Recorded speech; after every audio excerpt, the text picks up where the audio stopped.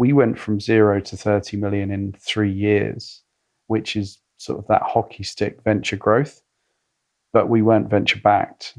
Really, it took for a few of these big events to happen, which really kind of knocked us off course for a year. Hello and welcome to Shopify Masters, your companion for starting and building a business. I'm Shuang Esther Shan. When you're moving to a new home, sometimes the hardest part is getting the couch through the door. That's the problem Rob Bridgman was trying to solve when he founded Snug, the UK-based sofa-in-a-box company. That's right, Snug's modular sofas are designed to fit into any house or apartment, and they're much easier to maneuver and ship than traditional couches. Rob is joining us today to share how he disrupted the furniture industry and scaled Snug to an 8-figure business. Rob, thanks so much for being here. Great to be on. Thanks for the invite. So I love the start and the story behind Snug. You were actually in a position where you had to move. And one of the toughest things about moving is getting the couch through the door. Even though you had a lot of experience in the industry, you realized there was something missing. Tell us about that light bulb moment. Yeah, absolutely. So I feel like it's a tale as old as time. I had just bought a new house in London. And as you may know, London is quite short on space. So I had just got the new keys to my new home and I was all excited to move in and got into the new house and needed to buy some new sofas and it came unfurnished. So I started looking around and very quickly realized I was going to have to wait months to find somewhere to sit, which is a bit embarrassing because I actually came from the furniture industry, not selling sofas, but more outdoor furniture. I very quickly realized I was going to have to wait months and accepted that fate and went to a company that had a great reputation and a sofa that I really liked. I ordered. It was supposed to turn up in 6 weeks. Around about the 6-week mark, I kept calling them and it eventually showed up after 9 weeks. So we tried to get it into this little apartment on a Saturday afternoon. And after about an hour of trying, we just realized it just wasn't going to fit. So we had to give up. And I called up the company and I explained the situation. And much to my surprise, they didn't accept returns. So there I was, 9 weeks worse off, having spent thousands of pounds on a sofa that I couldn't sit on and I couldn't even get a refund for. So I guess that was my light bulb moment. So from that moment, you decide you wanted to make your own couch, one that is modular and have the ability to fit into any space. How did you go about trying to create this couch? It's a great question. It just so happened that a couple of my colleagues at the time were moving house at the same time as I was. And we basically got into the office and listed out all of the things wrong with the customer journey and the product when buying a sofa. And we listed out about 8 different issues that we'd had. And we set about to fix as many of them as we could. And my background is actually in the furniture industry. So I was third generation in the industry and I joined my father's business. So my background is in furniture design and marketing and e-commerce. So I knew that there had to be a better way. So yeah, I guess essentially what we did is look to disrupt and challenge the incumbent market. So there was the status quo, the way that it always has been done. We knew that there had to be a better way to do it. So we set about to really challenge that. I would say a key part of what sets Snug apart is that traditional furniture companies in the UK have really long lead times. So you're waiting 2 or 3 months. And the reason for that is actually they're made to order business model. So as a consumer, you give your money, you wait patiently 2 or 3 months, and then it turns up and hopefully it fits and you like it. Whereas my vision for Snug was to deliver next day. And obviously in order to do that, we had to hold stock of products. It sounds simple enough when I say it now, but at the time that wasn't how the industry worked. Furniture manufacturers weren't used to working in this way, nor were warehousing businesses or logistics businesses. So actually when starting it, not only did we have to show customers that there was a better way, but we also had to take the manufacturers and the logistics providers along for the ride as well. Yeah, we found it really challenging. actually. We came up with the product, we designed and engineered it in a way that we felt that it was different and better than anything that was out there. But when we started speaking to manufacturers, we found that either we were too small, or they were too small, or they were too big, or they were too busy. And we spoke to over a dozen manufacturers and we just didn't get anywhere. And it just so happened we bumped into an old contact when we were at a conference in Germany. He had been running a factory and we just briefly told him about the challenges we were having. And within weeks of that meeting, we had our prototype, we had our first product. Ever since then, the idea to the launch just went exceptionally quickly. And overall, I'd say the whole process from idea to launch was probably about a year. Listening to that anecdote, I can understand why manufacturers weren't enthusiastic about holding inventory because furniture is large, these couches are huge to store, so that it made sense. What I didn't understand is why did you have pushback initially and why weren't existing couch makers making modular designs? Because that I think would make sense.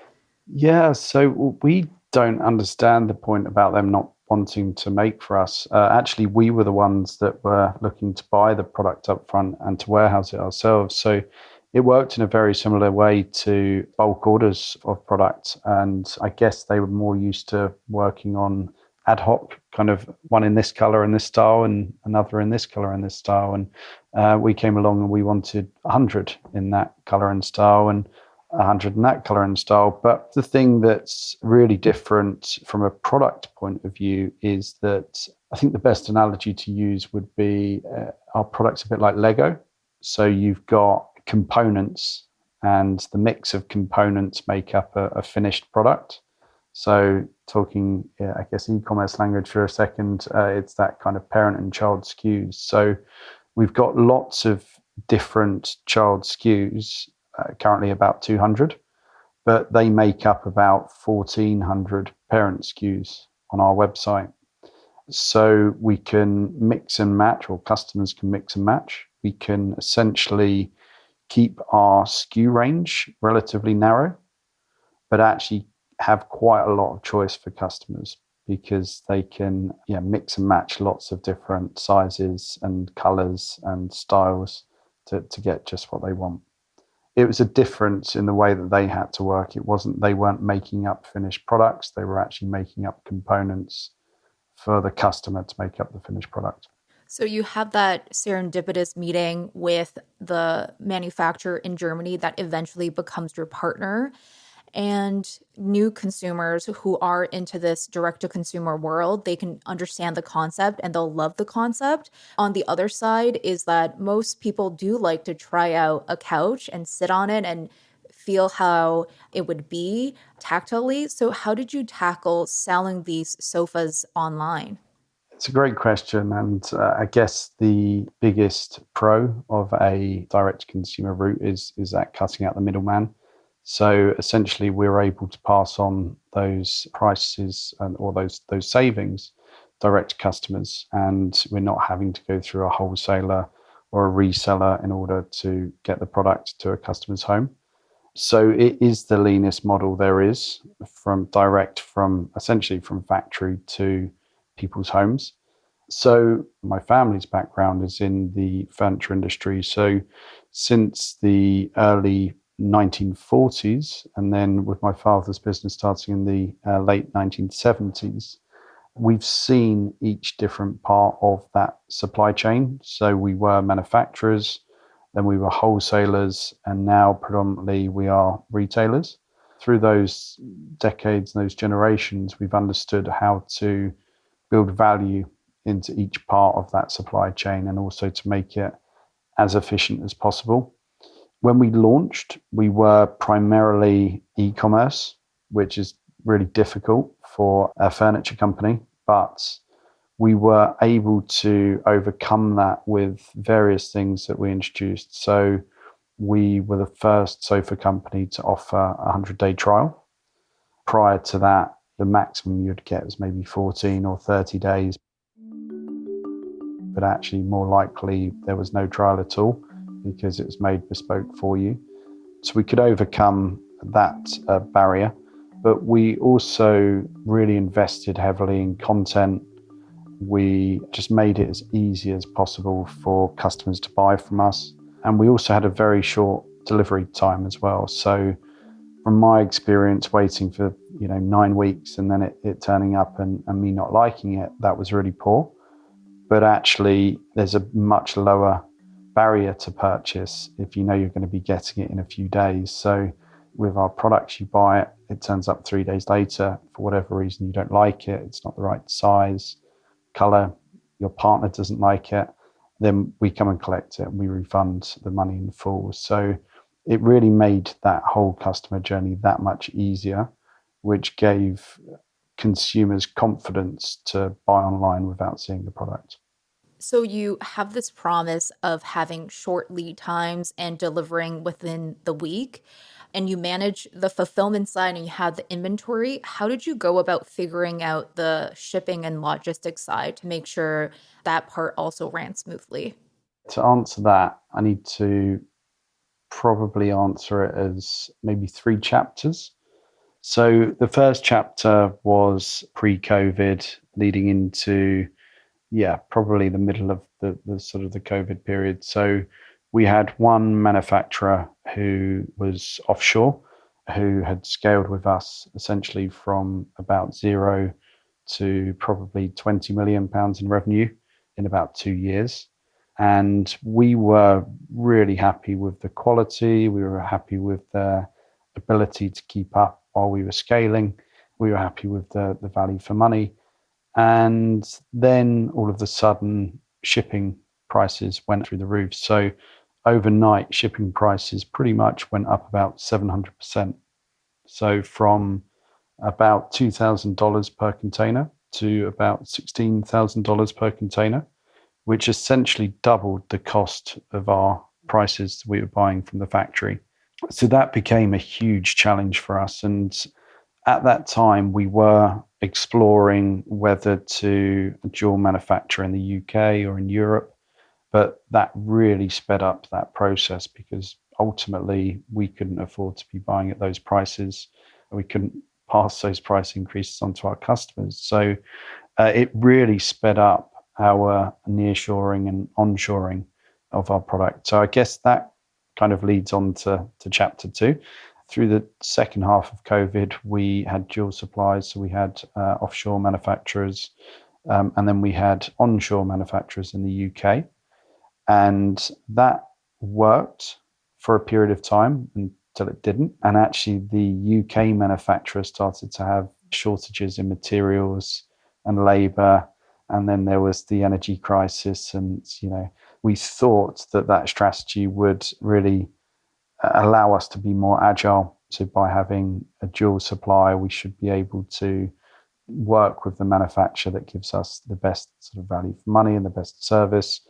But in actual fact, there was lots of challenges even when we brought it to the UK. So then finally on chapter 3, we brought a European manufacturer on board. So this is one that's based on mainland Europe. And essentially now we have 3 manufacturers. So I guess if I could go back in time 3 or 4 years, what I would have told myself to do is to diversify our supply chain a lot sooner. And even if there's not a reason to do it because it's all great and there's a good relationship, good product, good price, there's likely something that's going to come up that you're going to wish that you diversified that sooner. It's been a huge challenge. I think that supply chains are only now just settling back down post-COVID. I think that's very practical advice about diversifying your supply chain. And it sounds like logistics is something that you're consistently trying to improve and enhance. The other side of your business that you're constantly figuring out is also the finances. You started Snug with just £30,000, and it was a very long time before you actually sold your first couch. So tell us how that process was like. I bet it was very nerve-wracking to invest into this new business and waiting for the first customer to take a bet on Snug. Absolutely. It took 18 days from when we launched to get our first customer. To start up the business, we, as you say, invested £30,000 seed capital. And that was between me and my father, who started the business. And we split that three ways. So we built a website, we put a bit of money towards marketing, and then the rest of it we invested in stock. So for launch, we had 100 sofas in the warehouse. And in month one, we sold just one. So we had about 8 years of stock. In month two, we sold an additional two sofas. And in month three, we sold another four. So from a very low base, we were doubling sales every month. But even, after 3 months, we'd only sold 7 sofas. So actually, we still had about a year's worth of stock sat in the warehouse.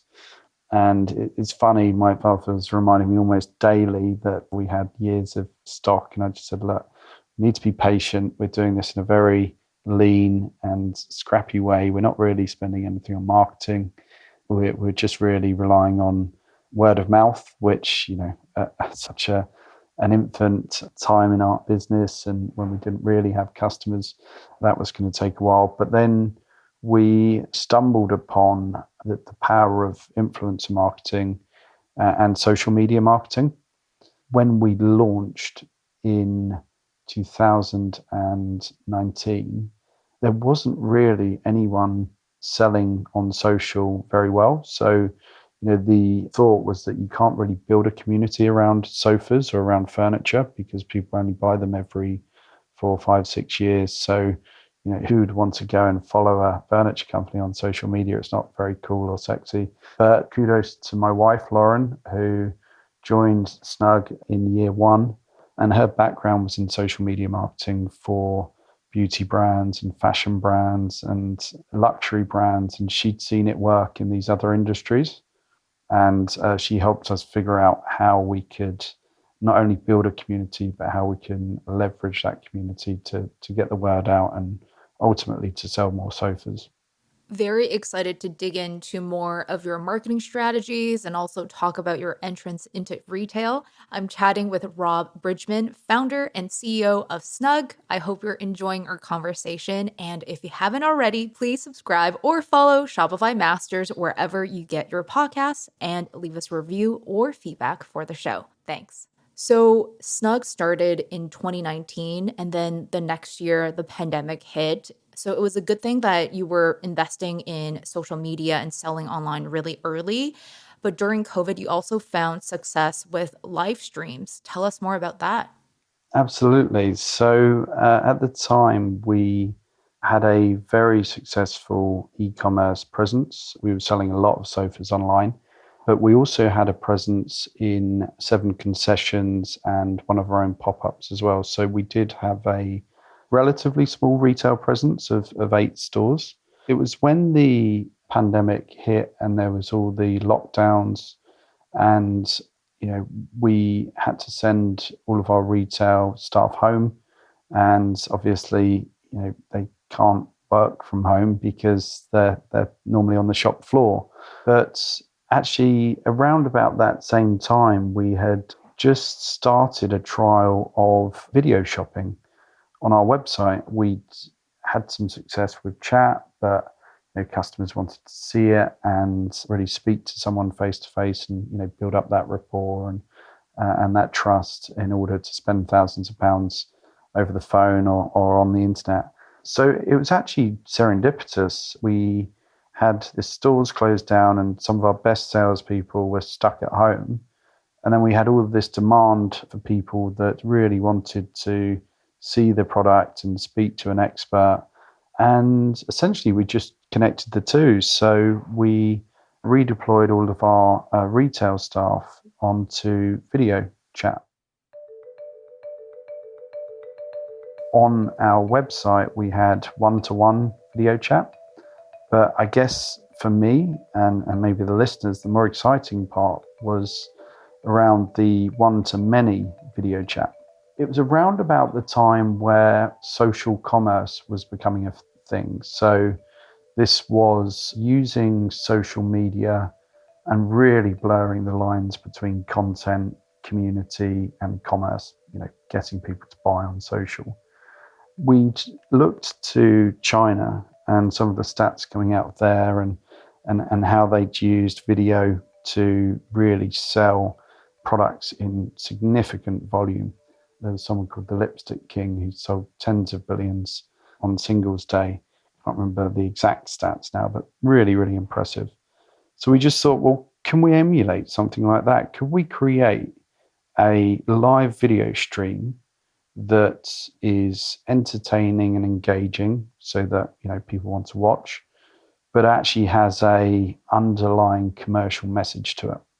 And actually, we launched a few of them in the short space of probably 6 months. And I think the most impressive one was we worked with a Canadian comedian called Catherine Ryan, who's brilliant, a lovely person too. And we hosted a 40-minute game show on Instagram, and we advertised it on our socials and on our website, and we virtually filled Wembley Arena. It's one of the biggest stadiums in the UK for live concerts and events. And essentially, we had over 30,000 people simultaneously watching this event with Catherine Ryan.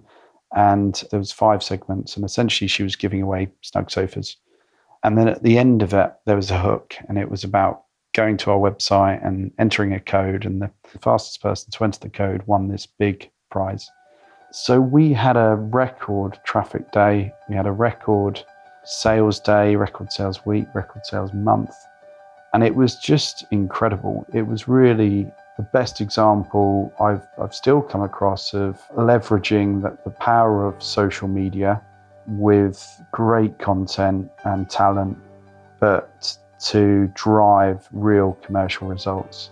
And we had a bit of a pause last year on social commerce and live streams, but really excited to get back into that this year. I love it. It's such a great way of you transitioning staff during a very difficult time, and then also finding this new area where your customers were showing up online. I think a lot of our listeners might wonder, how do you actually generate hype for a live stream and actually have 30,000 people wanting to queue in and watch? So, what were some initial pre launch strategies you had to ensure that people will show up to the live stream? That's a great question. We found that talent was a huge part of it. Talent that has their own audience that would go and see them in a show or would watch them on TV. It was another medium for them to interact with their people that they follow and that they enjoy. And I think that's one thing where social has an advantage over TV, is that you can interact with these people. So during this 45-minute stream, we had over 40,000 comments from the people on the call. And, obviously you can't respond to all of them, but there was a good dozen or so people that interacted with Catherine Ryan on the live stream. So I think that's one part of it. We were also able to build hype through our CRM database. So we built a list of hundreds of thousands of engaged people who want to hear from us. And we made sure to do the events in the evenings, out of hours when they're at home. And we even did one on a Sunday evening as well, which had its challenges, but I think it really did benefit the amount of people that could attend. And then I think probably the final tactic that would be worth mentioning was about the element of surprise. So we ran ads on social platforms to say that, something big's coming, and to really build that anticipation and to have a lead capture form. So actually, I'd say more often than not, people didn't know what they were signing up for, but they also got to know our brand and our cheekiness and the fun that we had with our marketing. So I think people had the confidence to leave their email address knowing that we weren't going to just spam them and not deliver on something that was entertaining or pushing the boundaries a bit. So yeah, we get to have a lot of fun with our audience, and our brand, our kind of irreverent, cheeky brand, really affords us that opportunity to just be really creative and just keep pushing those boundaries.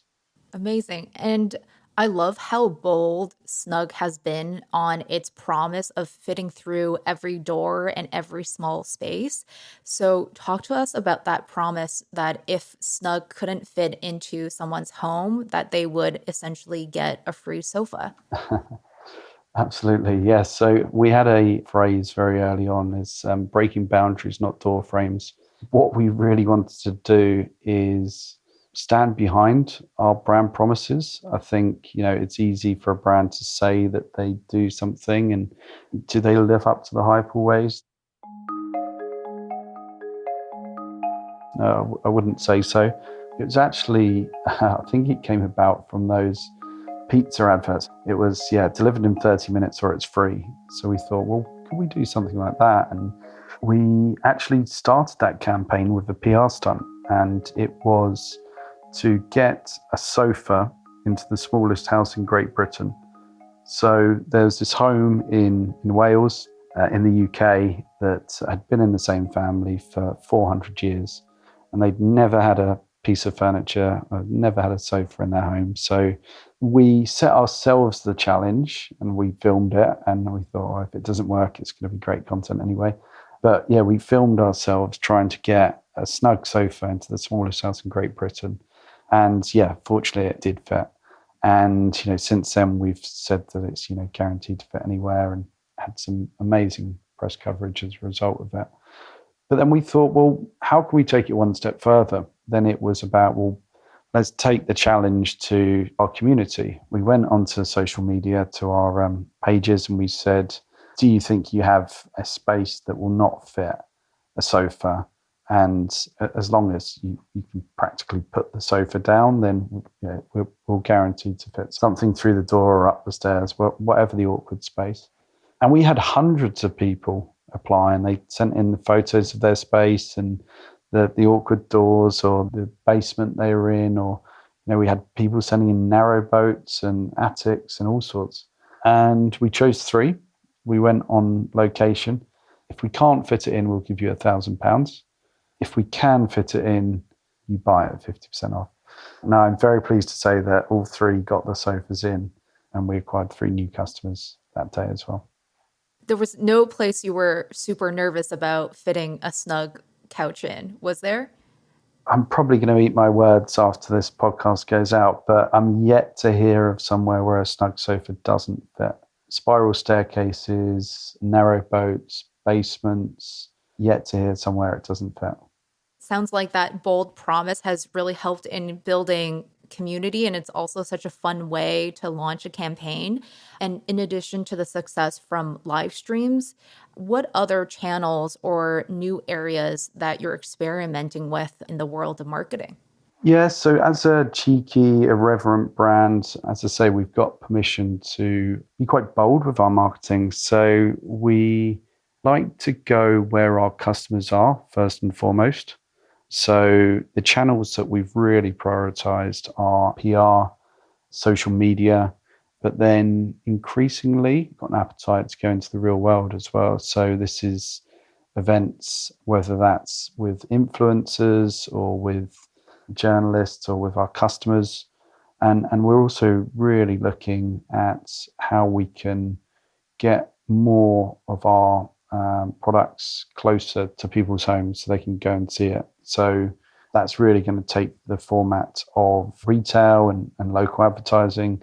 It's a bit more traditional than what we used to, but I think it's a really important part of our go forward strategy as omni-channel retailers, to not only be able to reach millions of people online, but actually when someone's really serious, but they want to see it for comfort or for size or for color, that we have that retail store near them. So yeah, I would say they're the key sort of areas, but we are always looking for new channels. So we are particularly interested in emerging channels like TikTok. And it's interesting just having to almost tear up the rule book once again for our social media strategy, because what works on some platforms absolutely don't work on others. And that really keeps us on our toes, but it it also enables us to keep experimenting and learning and doubling down on those areas that really work. Mhm. With all of these marketing strategies, it really paid off and Snug has grown significantly. You've also recently gone through an acquisition. What are some points during the scaling that taught you a lot and you really realized there were points of pivots for the business? So many lessons, and it's only been maybe 4 years since we launched. So we were the first mover in our category. So when we launched, we created the sofa in a box category. And I guess I gave myself a lot of pressure to keep growing that top line as quick as we possibly could.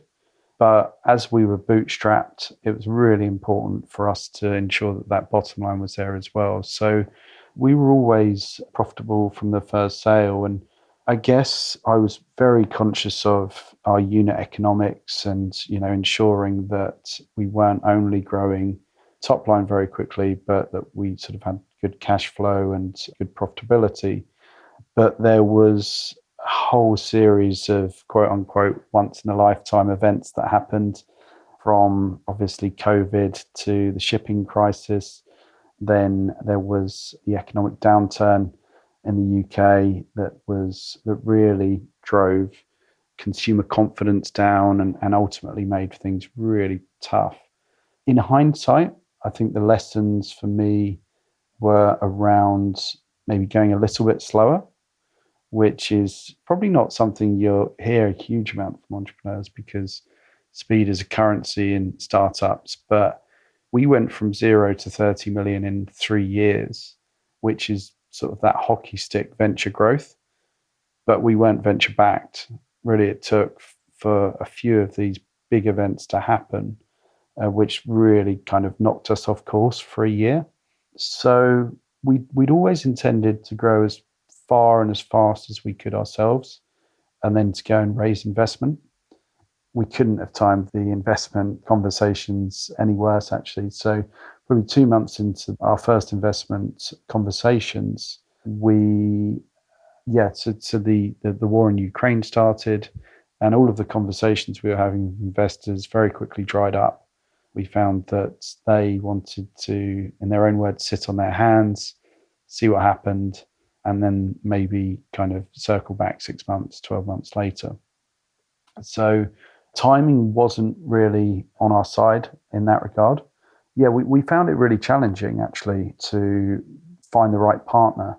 And it wasn't until we switched our strategy and started to look more down the M&A route, we started to see a bit more success. From the very early conversations when we met SCS, and SCS were the company that ultimately acquired Snug. Very early on in those conversations, we could see how they were complementary businesses. So Snug really brings that innovation through social commerce. It's really strong in marketing. It's a digital native, and it's quite cheeky and irreverent. Whilst SCS is a heritage brand, so it started in, I believe, 1894. It's got 100 stores. It's really strong in retail. Got some great sales staff as well.